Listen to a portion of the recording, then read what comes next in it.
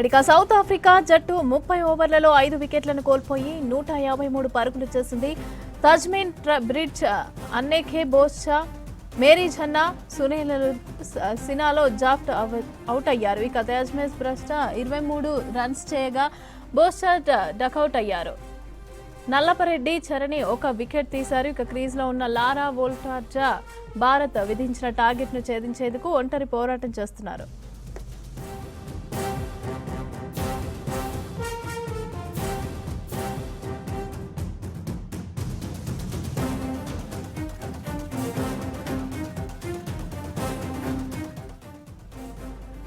అంతకుముందు సౌత్ ఆఫ్రికాకు భారీ టార్గెట్ విధించింది టీమిండియా. విమెన్ వరల్డ్ కప్ ఫైనల్లో భారత మహిళా జట్టు రెచ్చిపోయింది. షెఫాలి వర్మ, దీప్తి శర్మకు తోడు చివర్లో రీచా ఘోష్ ధనాధన్ ఇన్నింగ్స్తో భారత్ భారీ స్కోర్ చేసింది. 50 ఓవర్లలో టీమిండియా 7 వికెట్లు కోల్పోయి 298 పరుగులు చేసింది.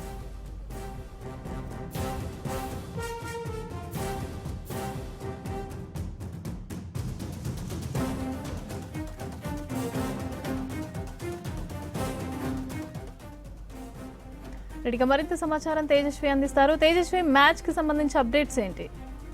రైట్ మమత, ప్రస్తుతం అయితే మన ఇండియన్ ఉమెన్ చాలా కంఫర్టబుల్ పొజిషన్లో ఉన్నారనే చెప్పాలి.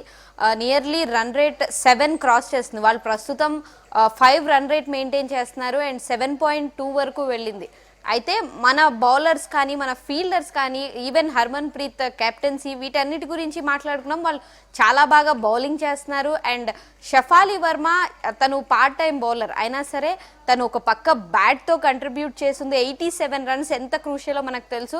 అండ్ బాల్తో కూడా తన్ని అనుకోకుండా జస్ట్ ఒక సర్ప్రైజ్ ఎలిమెంట్ లాగా ఇంట్రడ్యూస్ చేయడం, తను 2 ఓవర్స్లో 2 వికెట్స్ తీసుకోవడం, ఆ బ్రేక్ త్రూ అందించింది.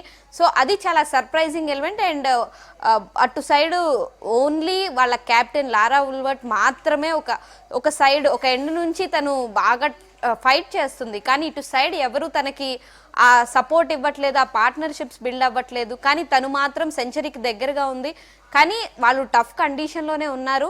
కానీ ఈ వరల్డ్ కప్ ఏదైతే ఉందో ఈ వరల్డ్ కప్లో లాస్ట్ 10 ఓవర్స్లో 9.5 రన్ రేట్తో బ్యాటింగ్ చేసిన టీం కూడా సౌత్ ఆఫ్రికానే. సో సౌత్ ఆఫ్రికాని కానీ క్రికెట్ని కానీ తక్కువ అంచనా వేయడానికి లేదు. ఏ నిమిషం ఏదైనా జరగచ్చు. ఇంకా ఆల్మోస్ట్ 15 ఓవర్స్ పైనే ఉన్నాయి. కాబట్టి వాళ్ళు మరి ఇక్కడ నుంచి ఏమన్నా యాక్సలరేట్ చేస్తే అది మనకి టఫ్ అయ్యే ఛాన్సెస్ ఉంది. అండ్ బౌండరీస్ ఇవ్వకుండా ఇప్పటి వరకు అయితే బౌలింగ్ చేయడం జరిగింది. సో మరి ఇక మీదట కూడా బౌండరీస్ ఇవ్వకుండా ఆ టైట్ బౌలింగ్ అనేది వేస్తే మాత్రం ఇప్పుడు మనం ఏదైతే ఆల్మోస్ట్ వరల్డ్ కప్ విన్నింగ్ ఎడ్జ్లో ఉన్నామో సో అదే కంటిన్యూ అయ్యి మనం ఖచ్చితంగా వరల్డ్ కప్ విన్ అయ్యే ఛాన్సెస్ అయితే 100% ఉన్నాయి మమత.